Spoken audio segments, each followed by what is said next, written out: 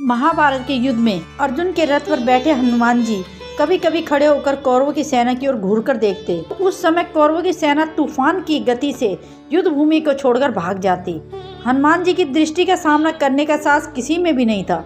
उस दिन भी ऐसा ही हुआ था। जब कर्ण और अर्जुन के बीच युद्ध चल रहा था तो कर्ण अर्जुन पर अत्यंत भयंकारी बाणों की वर्षा किए जा रहे थे। उनके बाणों की वर्षा से श्री कृष्ण को बाण लग रहे थे तथा उनके बाण से श्री कृष्ण का कवच कटकर नीचे गिर पड़ा था और उनके सुकुमार अंग पर बाण लगने लगे थे। अर्जुन के रथ की छत पर बैठे हनुमान जी ये सब देख रहे थे। श्री कृष्ण कवचहीन हो गए थे। उनके श्री अंग पर कर्ण निरंतर बाण मारता ही जा रहा था। तब हनुमान जी ये सहन नहीं हुआ। अचानक वह उग्र गर्जना करके दोनों हाथ उठाकर मार देने के लिए खड़े हो गए। हनुमान जी की भयंकर गर्जना से ऐसा लग रहा था कि जैसे ब्रह्मांड फट गया हो। कौरव सेना तो पहले से ही भाग चुकी थी और अब पांडव सेना भी डरकर भागने लगी। हनुमान जी का क्रोध देख कर्ण के हाथ से धनुष छूटकर नीचे गिर गया। भगवान श्री कृष्ण ने तत्काल उठकर दाहिना हनुमान जी के स्पर्श करके सावधान किया।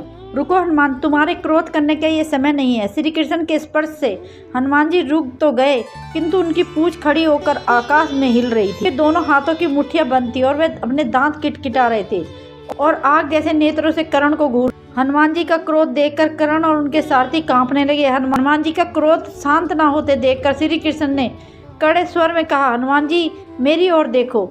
अगर तुम इस प्रकार कर्ण की ओर थोड़ी और देर देखोगे तो कर्ण तुम्हारी दृष्टि से जलकर मर जाएगा। ये त्रेता युग नहीं है। तुम्हारे पराक्रम को दूर तेज को कोई भी यहाँ सहन नहीं कर सकता। मैंने आपको इस युद्ध में आपको शांत होकर बैठने को कहा था।